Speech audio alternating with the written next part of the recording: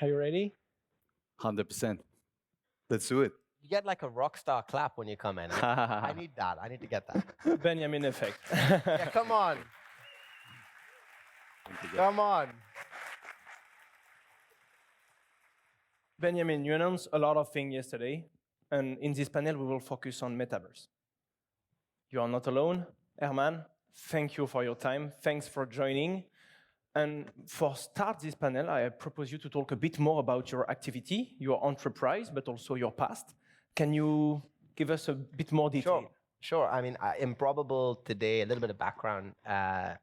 We're the world-leading provider by the numbers of multiplayer expertise into about 60 different publishers. So we work on every major shooter franchise.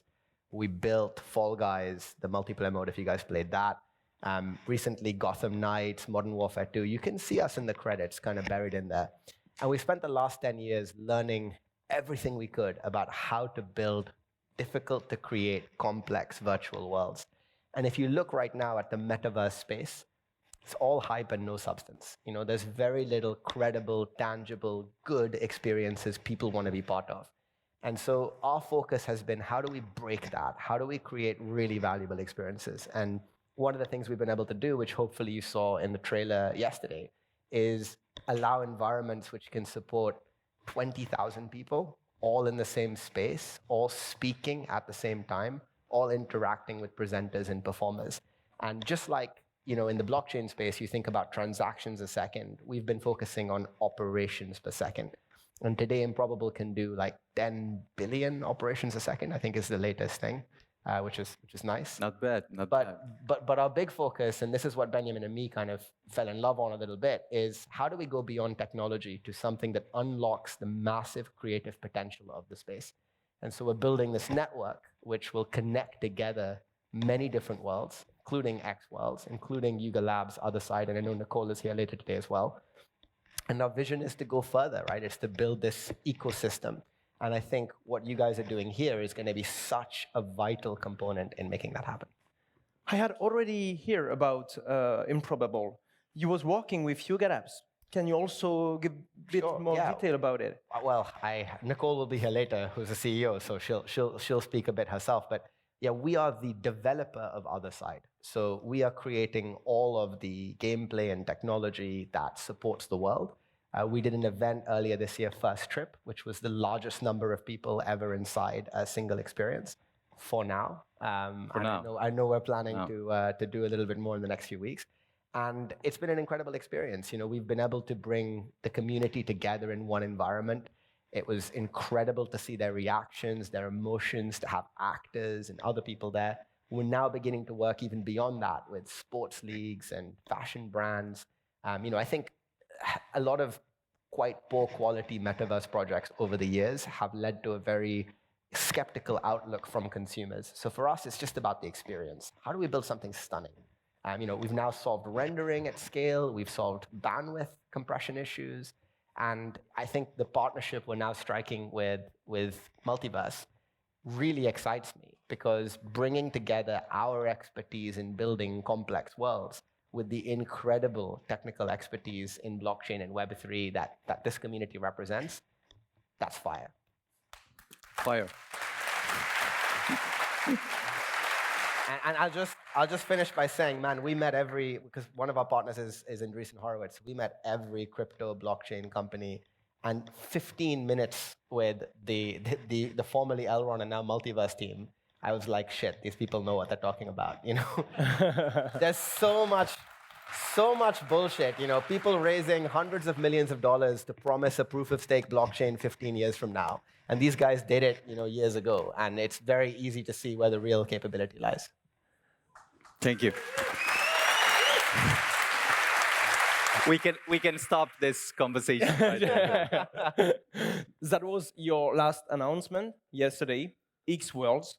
How did you get this idea of collaboration together? The curious and fascinating part is that we've been working on the path and what would be needed to unlock this type of breakthrough, this type of different value, experience, and so forth for the metaverse. We've been in discussion with all the relevant metaverse companies almost in the world, and it's basically the flip side story. After going and having all the conversations and so forth, right at the end, we discovered this curious company called Improbable. And each thing we've discovered after that was even more surprising because it looked like someone was copying or has been spying on whatever we were writing and preparing and so forth. Then we started the conversation, and the conversation was, of course, crazy, like a conversation that starts, then 5 hours time stops, really deep dive and so forth, and then the next day, and so forth. And that one step led to another, and then we saw that there's, as Herman said, an incredible opportunity here to unlock for the people, but it requires several different components. It definitely requires a component where someone understands rendering, understands multiplayer environments, understands a lot of aspects that are not obvious if you've not created games for a very long time. And then at the same time, this is not enough. If you do not pair this with a blockchain that can really scale, with a super app that can enable anyone from wherever they may be in the world to join, and then with some worlds which are, on the one hand, very, let's say, philosophically fascinating for the different communities, but then also simple worlds that are just stunning or incredibly beautiful, where people can interact, connect, and so forth. So this has been a long conversation, but as we've progressed, it was very scary a bit to discover how close the visions were and then how they were converging to the same point. From the new name of Facebook, a lot of people are starting to talk about Metaverse. But for me, we have two technical... The wrong version, maybe? Oh, a wrong version. We'll come to that. That's why. Yeah. No. You can't even... And that's why you took the time tomorrow to take your definition of the metaverse, because I think if we are asking 10 or 20 people in this room the definition of the metaverse, we will not have the same definition. Look, I took the trouble of getting Beniamin's permission to give all of you a copy of a book, which we literally wrote to answer this question. So hopefully you'll all get a copy. But I think if you, and we aligned on this very well, if you think of the metaverse as just an extension of the internet, or just an opportunity to screw around in virtual worlds and games, you completely miss the value proposition, right? That's not what it is at all, you know. For me, and I think Beniamin and me aligned on this, this was one of the first things we aligned on. For us, the metaverse is a network of value, a network connecting different socially constructed realities together. And what matters in that network are that the events, identities, the things that happen in that world have meaning, because they don't only exist in one context. They can move from one context to another. And the other crucial ingredient is that the experiences enabled by the metaverse have to be differentiated. They have to provide fulfillment for people, even if they didn't know that crypto was involved or new technology was involved. And so I think we've both talked about this, but you know, whether it is opportunities for massive gatherings in sport and in music, whether it's governments being able to engage differently with their populations, whether it's people who are creatives getting the chance to actually earn income and value in ways they never could otherwise, those are the things you have to enable. Those are the things you have to make possible. And to make that a reality, you need all the ingredients Beniamin is talking about. You know, you can't just do one piece or another. So to bring it back a little bit to Facebook, they have none of those ingredients. You know, it isn't even just a case of spending $10 billion a year. If you're spending it on the wrong damn thing, you know, they're going to be like the Yahoo of the metaverse. You know, we're going to hear about them, and then they're going to be, you know, we don't talk about them again. That's the truth. That's the reality. But, and you know, and I know their office is like across the street, but you know, maybe, so please don't go tell them that. But yeah, don't quote him on this one. No, although I've said it publicly like 9 times, so you know. But what I would say is there's almost 2 points that you could look at this from. And one of the points is that the very essence of the idea is not only recognizing what we have in this physical world, the universe, but then finding a way to recognizing what we have in this new world or potential network of worlds, and then defining or finding a word that creates this space for both worlds to evolve to their maximum potential. Exactly. This is what MultiversX means. And it's multiverse to the power of X. So it's almost like it embedded in the concept is the idea of taking both worlds to their maximum potential and then still harmonizing them, still permitting worlds, both of them, to influence the other. This is one way of looking at it, and then maybe a much crazier way that we'll definitely discuss about in the next months. I have thousands of questions. Is just this idea of trying to capture what it would mean to have the ultimate type of experience, meaning, fulfillment, learning, and all of that in one word, and how we could create that. And that's sort of the idea of the eternal city. So I was not planning to give this type of idea right now, but just Spilling all the secrets now.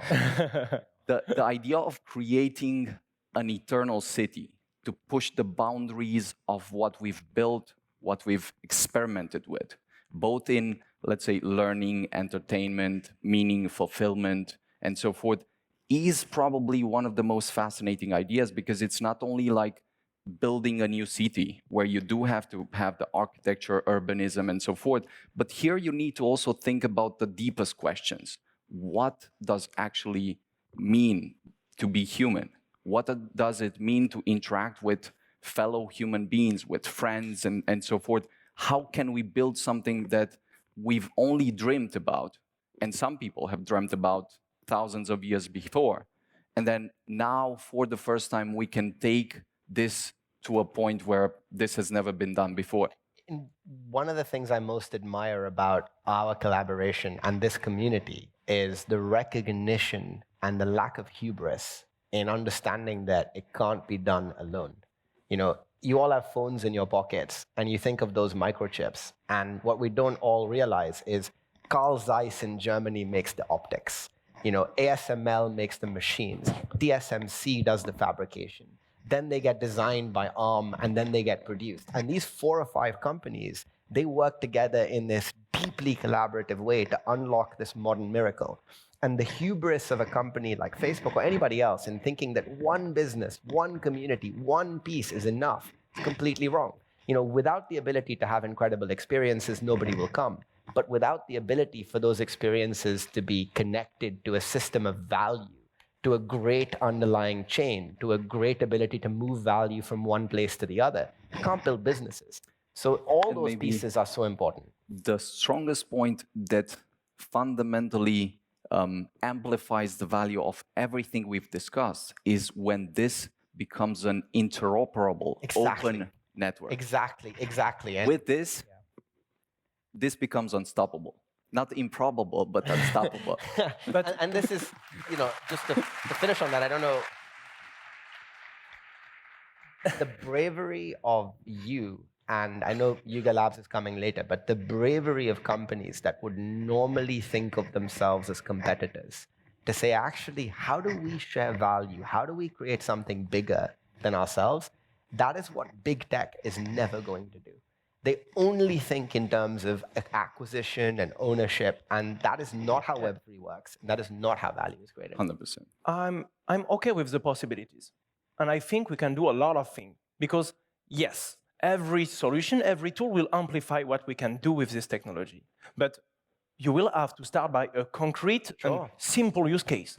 Do you have already in mind some simple, concrete use case that respond to an actual needs? And you will start by this point of view, because with X money, fiat and cryptocurrency, with metaverse interaction, why not VR in the future? Do you have already, with some of these tools, some things that you want to propose, and if you want to make a small leak, you can too. You want me to throw one in? Yeah, sure. For an example, I'll give you a very concrete example, which nobody ever does in this space that we've talked about. Now, suppose you're a fan of Manchester United, you live in Southeast Asia, right? You never get to come to a game. You never get to really buy merchandise beyond basic You should things. choose a team from France. Okay. PSG. I love PSG. PSG has a huge fan base. I went to a game recently, and it was like watching the A team beat the B team. It was pretty sad, to be honest. But, you take PSG. They have an international fan base of how many people? Hundreds of millions, right? How much revenue do they make per person? Not much, because only so many people can buy tickets and come to the match. Only so many people can meet the top players. Now, imagine using the X app. You can be sitting in India or in Southeast Asia on a 3G connection with our collaboration with Improbable. I'm not sure if you've intentionally alluded to Elon Musk's app or our Your X app. portal. Your app. His app is still TBD, right? It's coming soon after the self-driving cars. But the point is, the app we're talking about here with Portal. Now imagine you could click a link or a button on that app, instantly jump into a crowd of tens of thousands of people speaking with their own voices, which we can do, right? All loving the game, meeting players, interacting together, being able to make micropayments easily, being able to earn money, remove money out. Maybe you're a moderator inside that experience. We know that that will be transformative for these industries because we're working with them now and they're already talking about where that value can go. And the pieces you need to do that are you need the experience, which our collaboration is building. You need the infrastructure to bring value in and out, which I think Elrond is the MultiversX is the absolutely best platform to do that in. And then you're able to create real value. And this isn't something that we're speculating on. Customers and companies are coming to us right now asking for these things. And what I will add is that the entire conversation of what will unfold in what we are doing is that we're taking this idea and making it a reality today. Now. Yeah. Not in 10 years, not when VR will be ready, not when AR will be ready, which is cool. Like, these technologies will be extremely valuable at some point. When they're ready, even with them, we'll want to integrate, interoperate, if they want to abide by some clear open principles that will be available. But the key question is, indeed, thinking for 1 second that you could access from anywhere in the world, a type of experience that would be just simple learning differently with super important or relevant people. Imagine that you could attend, for instance, a lecture by a Nobel laureate, and you can interact there. He's in that place with you. You can see something. You can learn something in a completely new way. Now, the fact that on top of the interaction, whether it's with friends, whether it's with people in a classroom, whether it's for businesses, the fact that you can do that and on top of that have payments or other sophisticated interactions as a rail embedded in it, that's absolutely incredible. And you want to propose more than an experience. You want to propose a tool for the community to build this kind of experience, right? Exactly, right? I mean, and I don't know how much, you stop me if we reveal too much here, right? So you got No, let's go. but People will definitely discover a lot more today than they should have. Well, you stop me, but it's important to talk about the gulf in capability between our collaboration and everybody else. So I want to come back to that number again, right? The best experience you can commercially buy today handles only 10,000 messages on the back end. This is the most important metric. That's why you want 10,000 people at the same time connected. No, if you want 10,000 people, you need 1 billion messages a second on the back end, right? Okay. Which we're able to do. Changes the conversation a bit. Right? We're able to do. And if you want those 10,000 people to all buy something or interact with permanent, persistent data at the same time, you're not going to achieve that on some shitty blockchain that does like five transactions a second. Okay. You may as well mail in your order, dial up the phone, and do it, right? Yeah. It's not going to work. It's not going to work. And better yet, this is the point. There are talkers and there are builders. And the talkers get all the attention and the builders build. right? And so the practical problems in realizing these experiences, and we've been doing this now for years, and we're going to do more together. You heard yesterday on the trailer what you're going to see on the 10th. You're going to get to actually experience this, right? But each piece, each subtle piece has to be solved in order to build something of actual value. And that's what I think this collaboration is really going to unlock. As we've touched on this, the entire point was that we could essentially each build different paths that at some point would converge and would work to some extent. But the key point is that the opportunity for a collaboration is so large when you have multiple breakthroughs, not only the social interaction, massive multiplayer interaction, but then the simplicity of an app that can enable that. Everything. And then the blockchain underpinning, the fabric underpinning this entire experience. This essentially enables us for the first time to come to a simple or clear use case where I could say that everything that we're doing with education can be completely rethought, from like opening a website on the internet. Education is the target for you? Education is the main word, right? Education is one thing that we'll definitely begin with, but what I'm saying is, compared to even the best versions that we've had on the internet, when you can create an experience with presence, not immersiveness. You could also touch on immersiveness later, but with presence. That will be my next question. You want in the near future to propose something with more virtuality? Yeah, so to be really clear on this technically, we actually can do VR now. One of the biggest VR games in the world launched based on our old tech. The technology required to support very realistic interactions in VR has a lot of similarities to the technical problems you need to solve in supporting very dense virtual environments. Nobody wants it. You know, what customers want right now is mass accessibility. If Macron is going to do a talk in the metaverse, he doesn't need only to talk to people in VR headsets, you know. He wants to talk to everybody on their phones, wherever they are. And the problem with that is that there are 5 people with headsets. Exactly. Exactly. That's the entire market. It's not like we would not love to use the headset today. Yeah. It's awesome to use the headset, but bring some more people in. This is why X-Portal is critical to the entire discussion, because just as with the internet, if you have a network, but only the smartest people in the world, like 5 people, the army, the universities, and so forth, can use that network, you won't have a market. With the browser, something else emerged. This is what X-Portal should do for the metaverse, in a way that everything we're building, every experience has 1,000 times more value once you can onboard the people and offer them these opportunities. There's an interesting, I think, dovetail angle on that, which is one of the things I've been most impressed by in our conversations is most blockchain providers that I've spoken to, they are desperately embedded with the delusion that the average consumer cares about crypto. They want to expose the dynamics of the blockchain to the underlying consumer. They want them to care if they're on this chain or that chain. And I think one of the most powerful things about the app, about thinking at a higher level, about focusing on the user experience, is we recognize that the chain is a tool, right? And that the average person, the football fan or the person jumping into that world, they just want a great experience. And I think having a portal, having a browser, I mean, it's almost like asking consumers to, like, you know, use Telnet to, you know, do websites. Right? There was a time for that. There was a time, right? You know, and I think there's a lot of hubris in the crypto space, and that hubris is going away. And relationships like this one make sense. I also encourage, if you guys are wanting to talk more about VR, I know later today we have, of course, Phil, who started Second Life. Very interesting views on VR and on its applicability and lack of applicability to a lot of these things. 10 December. It is a scalability test. It is a glimpse of what you're able to technically push. That looks like that.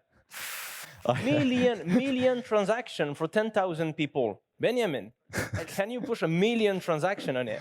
The key point here is this. So we want to emphasize 2 points here. One, that the frontier of what can be built and what this idea means is absolutely extraordinary. It is a publical technical test. But the first steps need to be very anchored in reality. You cannot jump in the eternal city tomorrow, right? Rome cannot be built from one day to another. You want to make progress, and then this is why it's called a first glimpse. You get to experience, you get to warm up, you get to share feedback, you get some ideas. Anyway, you but can't it's a do first it step. in intern because you need 10,000 people. Yes. Well, hopefully you guys can bring some friends, right? We need, you know, but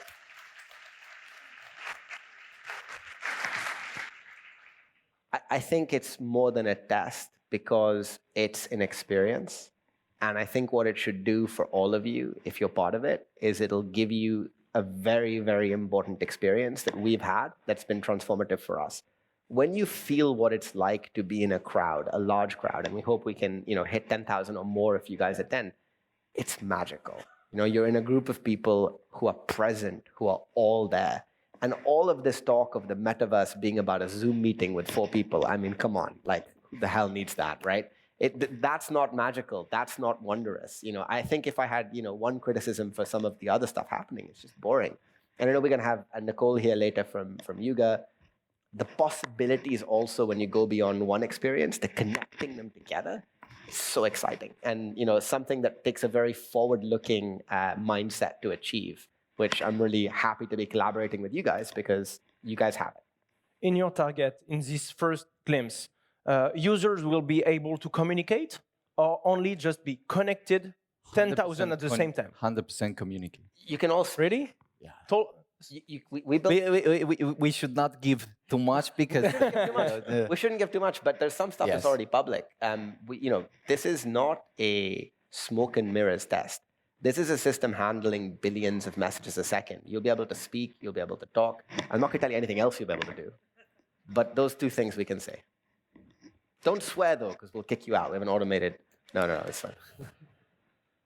And one last point that maybe I'll make to all the conversations that I think the Minister of Romania was very, very crisply pointing out, is that with all this power comes great responsibility. Hugely. Making sure that there is something that looks simple, but it's so fundamental and changes the entire conversation, such as direct and full ownership embedded in it. That there is this type of freedom embedded in the creation of a new world means that there's a distinct direction where you can create communism, a world for communism, and this would be metaverses that do not have blockchain embedded in it, and then a world where you really have what we've discovered to be extraordinarily useful, and then can now encode in a digital form and put it at the base of such a world. So having this type of responsibility toward what we are trying to create is fundamental and will immediately, as this becomes available, change the perspective of what it would mean, just as the first country having freedom, a declaration of independence and so forth, changed the perspective of what communism meant and why it could not work. Because once you have a benchmark or something that can take off, then you're starting to wonder, why are we doing this other thing? Because it doesn't work, obviously. Yeah. Absolutely. Technically, and I'm talking about blockchain point of view, actually MultiversX network, the capacities of the network is already operational for this experience, or you will need more shard, you will need to deploy new things for that? This is the beauty of Elrond and now MultiversX, that we've built a network that is dynamically adaptive. Yeah. Now, this part is very little understood. Most people that have built blockchains that they say are sharded have one shard. They've never solved the problem of sharding. How many for 10,000 people and for this million transaction? How many new shards you will have to open? The really good We'll see. The really good thing also is...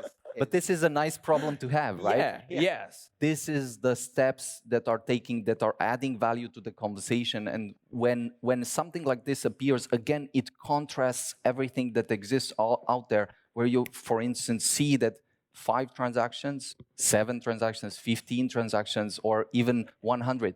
They will not solve nothing for you to be able to build on. But what's also quite fascinating about this collaboration is the pragmatism of understanding what information should be on blockchain and what information should be on caches and other kinds of services. Like, there are too many maximalists who want to use a tool for a purpose it wasn't intended. One and only one tool. Exactly. For everything, which doesn't make sense. And so one of the things that we are heavily leaning on the expertise of the MultiversX team on is actually the close collaboration as we build out the network of metaverses on how to think about what problems are best put on a blockchain, what problems are best put on other kinds of services, what problems should be concealed from the customer and made easy using the app. So this kind of approach, like, pragmatism beats idealism in this space. And there are just too many companies that are maximalist on one thing or another thing. I also really admire the fact, I think in our conversations, despite being so focused on building the best chain you can, there's also recognition that there are multiple chains out there. Interoperability between them is important. Operating in a way that allows for people to have a pragmatic answer is important. And that's why we chose to work together. The key point that sort of recenters the gravity of the conversation on what matters is how can we onboard the next billion people? Like, I at the end of the day, incidentally care about building the blockchain, building the app, building the worlds, and so forth, because this enables us to make that breakthrough. If we have that wave, then everyone will be able to build cooler applications, better opportunities being accessible, and so forth. If we have 1 million users, 1,000 users, as there are with VR and so forth, that's not an opportunity you can work with. So this is why it's not as much about what we're building, because what we're building is awesome, and we're putting our lives in this.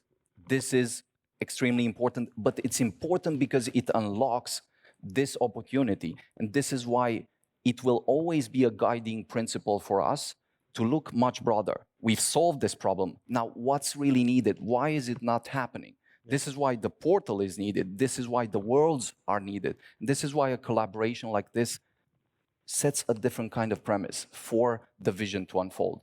And there's pragmatism also to the way in which we think about the community and the network. Like, we're not building this in a way that's adversarial with other projects. You're going to hear today from from Yuga and from the scale of what they're doing, and everything is interoperable. X worlds, you'll be able to take assets, bring users, take users in. That creates a much more compelling opportunity for investment into the network for everybody. And I also am really encouraged. I think this thing, people have not yet at all internalized. Yeah, it's like so powerful. What interoperability means when you have other extremely fascinating potential partners. Yeah. That's mine. Because when we are talking about interoperability in the blockchain field, is basically communicating between different blockchain. No. Yeah. We're talking even bigger than that. We're talking interoperability of experience. So you can take your avatar from an X world. Yeah. You click a button, and you can move to another X world. Yeah. Or you could move into, say, Paris Saint-Germain's metaverse, and you bring your avatar with you. We have this working now. Just the fact to have the same balance in the real life. Exactly. You can spend your money, but also have this same balance in another video game, another experience.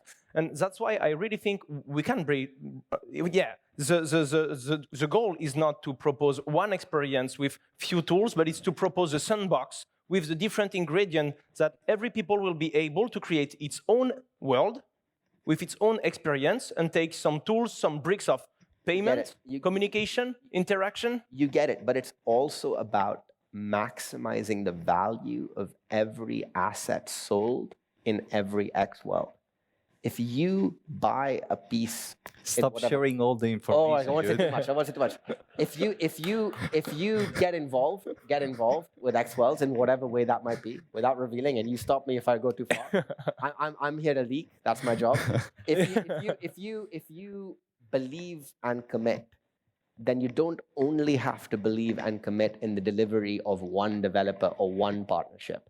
You are supported by every partnership, by every developer, right? And this concept of a union is very new in this space. And it's something that I think embracing is going to make this community even more valuable.